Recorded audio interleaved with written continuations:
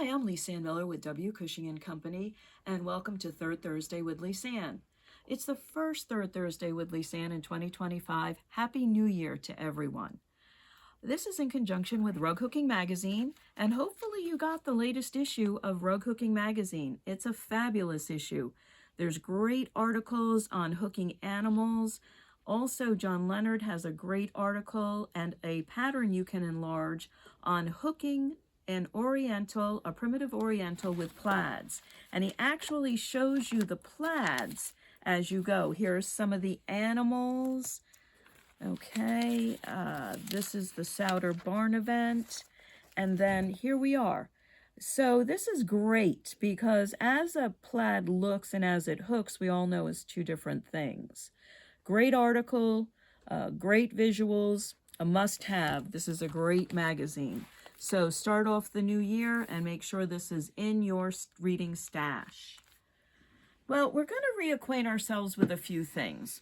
And one of the first things we're going to reacquaint ourselves is, when you go back to look at a rug that you probably haven't taken out in a while, is the direction of hooking.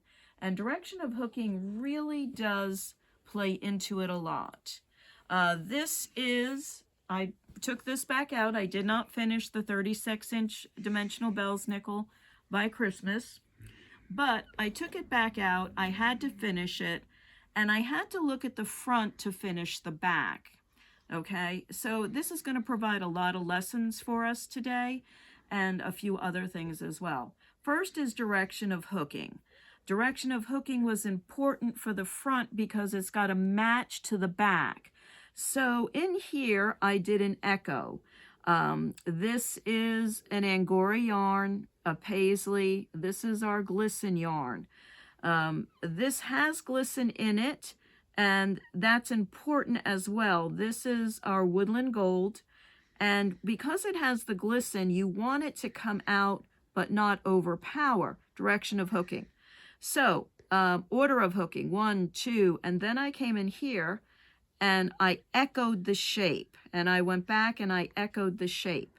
Now when I echo the shape, I end up with a little bit of a rectangle here, and that's great.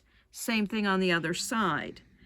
I did not over accentuate, and this was something that I almost made a faux pas with on the back, so I want to bring it up on the front. These are all just, this is a spot die, so it's got a lot of motion.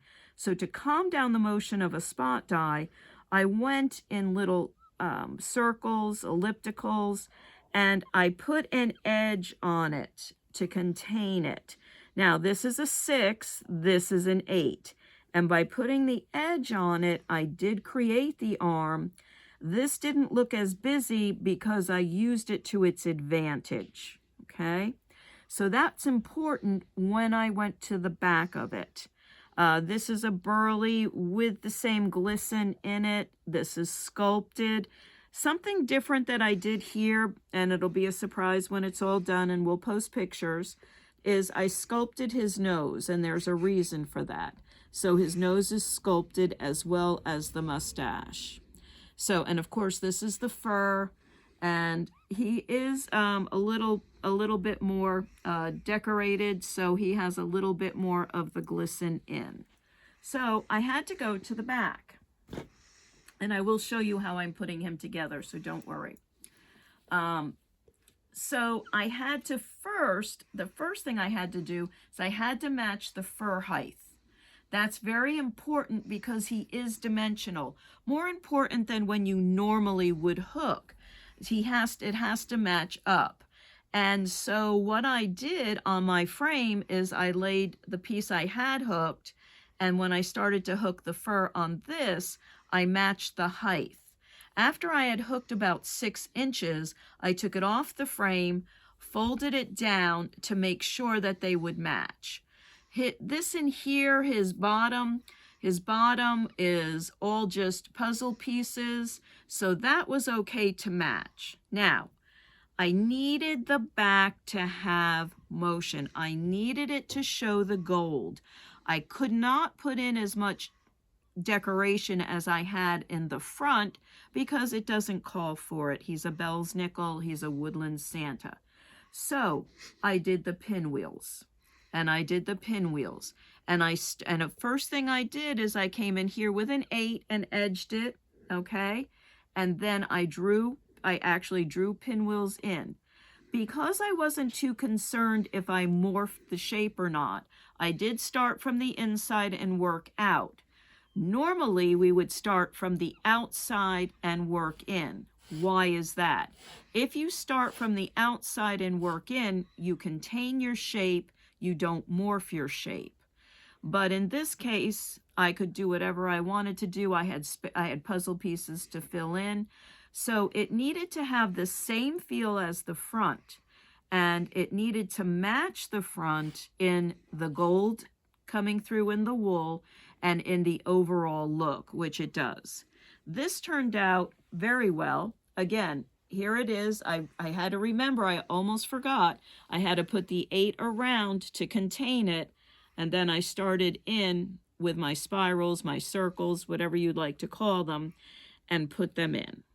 Okay, now matching the basket from the front to the back, a little tricky, not really, because it is woodland, because I wanted this to look like it had birds' nests in it, that it was really woodland. I don't know what I'm going to put in here yet. It's going to be a surprise for you and for me. But again, I started with just a brown yarn, okay, and I did the brown yarn in the outline. I used wool, 2 different wools. Now, this wool here, this grayish wool, is the mittens from the front. So I tied it in, okay? I tied it in, and then I used an Angora yarn that I've had for, I don't know how long. It has to be over 20 years because I spun it. And so I have that, but I hooked first. So order is important. We always talk about order of hooking. I did this. Now, how I created this dimension was I hooked it about this high, and then I went across with the boucle and I crisscrossed it. This is the boucle. I did not double strand it. I single stranded it. I used the mixed media hook to go in between because it will slide in between. Then I put an edge right in here with just the boucle. I single strand my boucle. I prefer to hook it that way. I know a lot of you double strand it. There is no right or wrong. It's just the look you would like. And this is the hook that I used. I used the mixed media hook. Again, you have to get your tools out to get reacquainted. It's very thin. It slides in between. It grabs a thin yarn like the boucle. So the mixed media hook is what I used, and I had trouble finding it, but I did find it. So here is all of the boucle here. I outlined this in the dark brown yarn. I just went in my stash. I got out a bulky or a heavily worsted 100% wool and outlined the basket. Filled it in with the wool from the mittens. And then on top, I did the Angora on top. I could have done the burley, but I did the Angora in the front, so I had to match it to the back. And I placed the Angora where I wanted it. That was the last thing I did. So I hooked this with my normal hook. This is a size 6. The wool is a size 6. And then I pulled up the Angora with the mixed media hook. So there you are. And there's the dimension. And it works really, really well, okay? So in the front here, I had to make sure it was going to match. So to make sure it's going to match, I did the brown outline again. And when I come in to hook it, when I come in to sew it, I'm going to sew it like this. Now, it does not match all the way down, so I'm going to have to do that. That's just how we're going to have to do it and match it that way, okay? And it's not supposed to match, so the basket has a dimension. If it matched all the way down, it would be too low on the front. So don't get upset with that. How am I sewing it? I have it serged to about 2 inches. I have it folded under. I've already pressed this once, And all I'm doing is I'm going in between like this, and I'm stitching it in between like that. And that's all that I'm doing. And I'm going back and forth with it. Now, when I hit a loop like that, all I do is take it. You can use an invisible stitch, but I like to go back and forth because I can see it, and you can move the thread. And then here you are. Here's one I've already done. And that is all I'm going to do. I am using sewing thread. I'm double-stranded sewing thread. I'm using a bigger needle so it slides through the wool. And you can tell what I've stitched already. You can't see it. And when he's put together, he'll be just lovely. So in a couple of evenings, he'll be all together and put together. Okay? So that is how I got reacquainted with this piece. And I had to make it match. I did finish it. It does match the front. This was particularly important to match the front. And at the end, it all worked. So that is the Bell's nickel. Now, sometimes direction of hooking needs to work, and you need to get, I pulled the geometric out. And the reason I pulled this geometric out was because direction of hooking is important. This is a scrap rug. This is cut in an 8.5.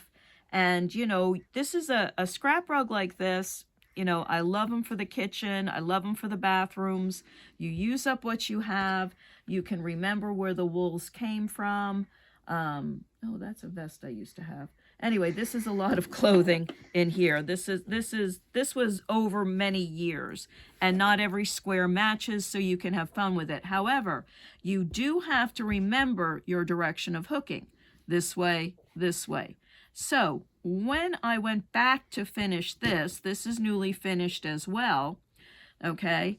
I had to remember which direction I was hooking in. And yes, these are straight lines for this piece. This is an old piece. The reason why I don't normally like straight lines is because right in here, this is where the dirt settles in.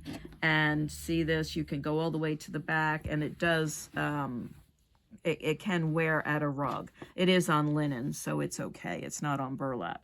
But in this case, I almost made a mistake. I almost left it, and then it would just have stared at me all the time, so I said no. But what you do when you have something like this or a geometric, do yourself a favor, mark it. Mark it with a Sharpie. Mark an arrow down here, across here, down here, across here.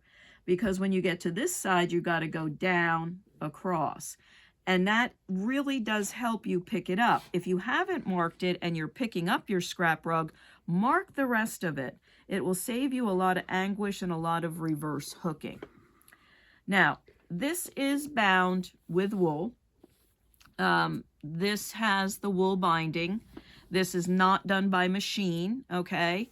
And it is done on a what we'll call a rolled edge or a quilted edge. It's done in such a way that it will ease around the corners. So these pieces are sewn together. It's cut on the bias. Okay, this is cut on the bias. This is hand sewn here. And then it's just slightly folded under and stitched here. Corners are mitered, but you make almost like you would with braiding. You cut, or quilting, you cut on the bias, you make a big long strip, and then you sew it on. A little bit of an edge, and it's ready to go. This one was a couple of years in the making, and it'll be going in the kitchen pretty soon.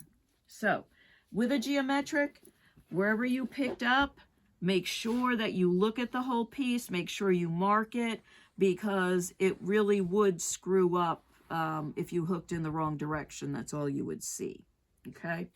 So that's another one to get reacquainted with.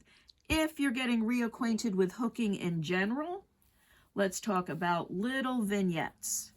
I love to hook little vignettes, as you can tell. You get a piece of linen, you make a square any size you would like, 6 by 4, 8 by 10, whatever size you hook with or would like. You grab your scraps or your cut noodles. I prefer to grab my nibs and nabs and use my nibs and nabs here. So here is a scene, just a pretty scene. This one has a path by the water. Here I practiced my French knots, okay? So these are good practices. Here is, I must have been really in bright colors, must have pulled that out. So here's your fence. I'm practicing in between. I'm practicing my puzzle pieces, my pumpkins. Again, in here, I'm starting the rock wall with the path. So these just get you started. Here's some more that I've drawn in. If you need to reacquaint yourself with your hook, with pulling loops, scrap will do, but it's a bigger rug. Do a small vignette. Get yourself back into it, get your loops even. And these are little pictures you can finish, you can lace onto a canvas, give as gifts, hang in your studio. So these are all just ways to reacquaint. Also, with your cut noodles, you reacquaint yourself with your stash. So that's a great way. I do want to go over, before we get into some of the yarns and what they're used for, I do want to go over our tools, okay? So this is the mixed media, okay? It's got a long shaft. It will go down in between. It will pull up Arctic rays. It will pull up glitter. It will pull up boucle, single-stranded. It will grasp onto the glisten and pull up, so you're not slipping all the time. So mixed media hook is there. Now, whatever hook you decide to use, the ergo, okay, that is my favorite. I do like a good ergo. This is for finer cuts because it tells you where to put your thumb. It doesn't prevent the fishing, but it does work really well. A pencil hook, one of the few hooks I really struggle with, but this is more graduated, so you can go from a 5, 6, 7, 8, 9, but you can punch a bigger hole if you're trying to get your loops even. This will punch a bigger hole for you till you get your rhythm back. I tend to over grip the pencil, hence you get the little nodule there. This has become a new friend of mine. This is a ball hook. Ball hook you hold like this. It again has the graduation that you can use. It does take the pressure off your wrist and a little bit off your elbow. A bent hook really works to do all of that. I just don't have a bent hook down here. But this also, the ball hook takes that pressure off. You put it in the palm of your hand and you hook with it like this. And it does prevent the fishing. So these are all good hooks if you are reacquainting yourself with the hooks. Scissors. I keep a small pair of scissors all the time. I have my cutting scissors. I do keep these because if I'm going to clip tails, I clip as I go. I keep them very close to where I'm hooking because then I can clean it off immediately. Keep your scissors close and clip as you go, especially if you're getting reacquainted, so you can see if it matches. Okay, so when you go to hook, and when you go to hook with anything, it doesn't really matter, you have to decide what size for what hook. So this is called the Galaxy yarn. You would think it was really hard, coarse. It's not. It's very soft, it's very fuzzy, and it works really, really well, okay? And you're gonna see a new tool, but when you're gonna do it, you pull it. So I wanna go down and I want my best possible scenario to bring it up. And so I'm gonna go all the way down to the thimble. On your hook, this is called the thimble because at one point they were real thimbles. And that gives you your best chance to pull it up clean and straight. Remember your second hand, whether it's left or right. If you're right-handed, it's your left hand. If you're left-handed, it's your right hand. It should be right next. It should be right next to this linen. If you drop your hand, you're tired and you're going to twist your loops. So I am going to hook this real quick and show you a cool trick. So Galaxy pairs well with wool. It adds a lot of nice dimension It's got a multitude of colors in it, and that's what you look at when you want to hook with a little bit of mixed media.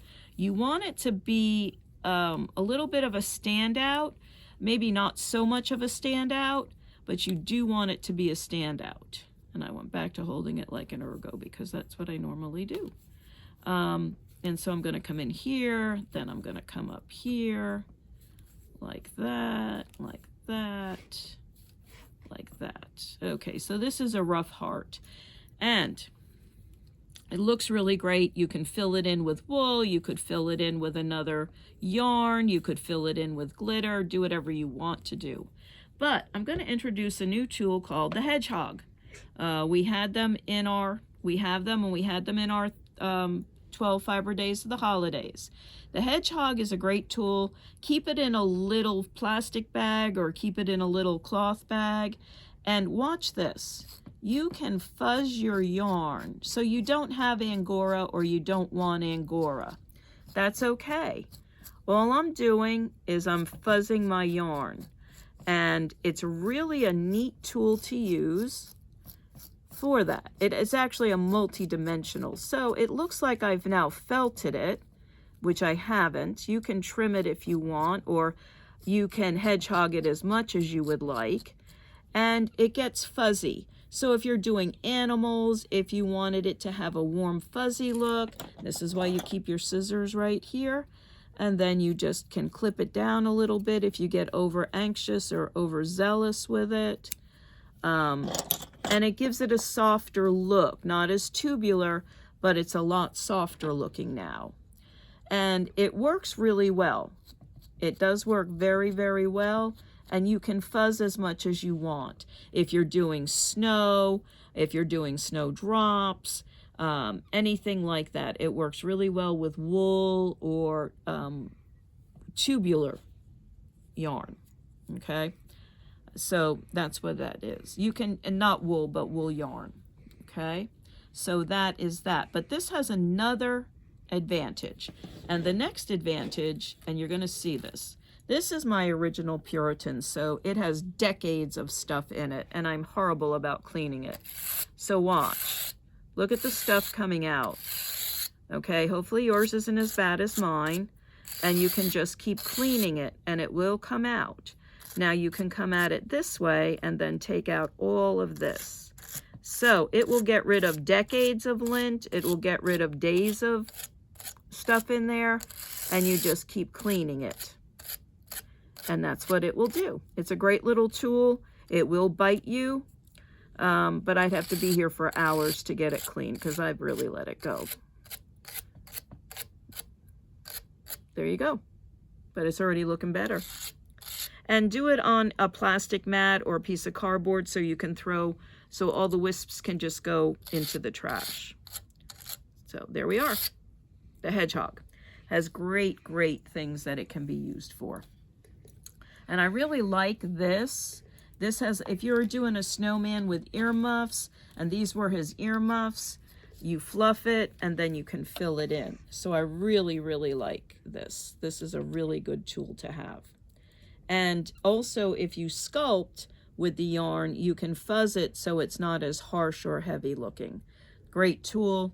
And then you have to clean the Hedgehog after you clean your frame, and that's okay. So it's a little bit more controlled. You can also use a grill brush that you clean your grill with as well. Another thing is our Quilly tool maker. Everybody thinks Quillies are just for winter. You can do hearts, take an old candy box, do a bunch of Quillies and put them in the box. And this is also a loop lifter. It's a dual purpose tool. So it will make your Quillies, but it will also act like a burling iron, and you can lift your loops with it. It's a little more extended. And it's a beautiful piece. They're hand turned by Dixie Biggs, a world famous wood turner. But it does work that way, and it works really, really well. And I'll take a salvage edge here for a minute and get that.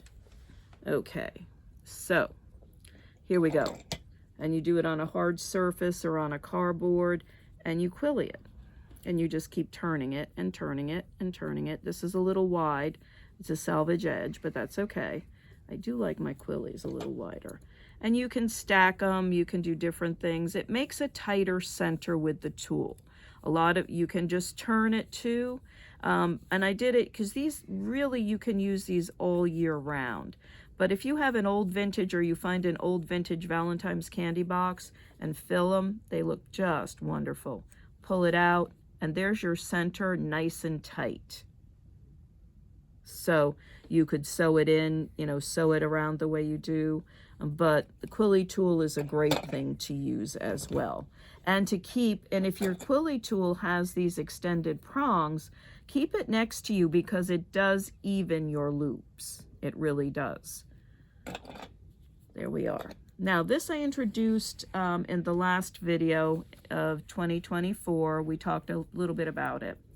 And when you're hooking with cotton, this is glitter, not glisten. This is glitter, this is glisten, okay? Glisten is more of an accent, okay? But when you want to fill an area, or you want it to be a little bit thicker, this is a tube.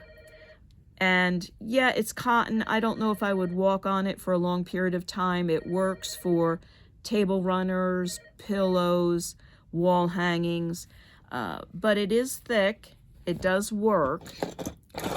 And we're going to use this. Nope, we'll use this one. Okay, so you can do it by pulling it up, and I'll show you how to get the fraying ends down.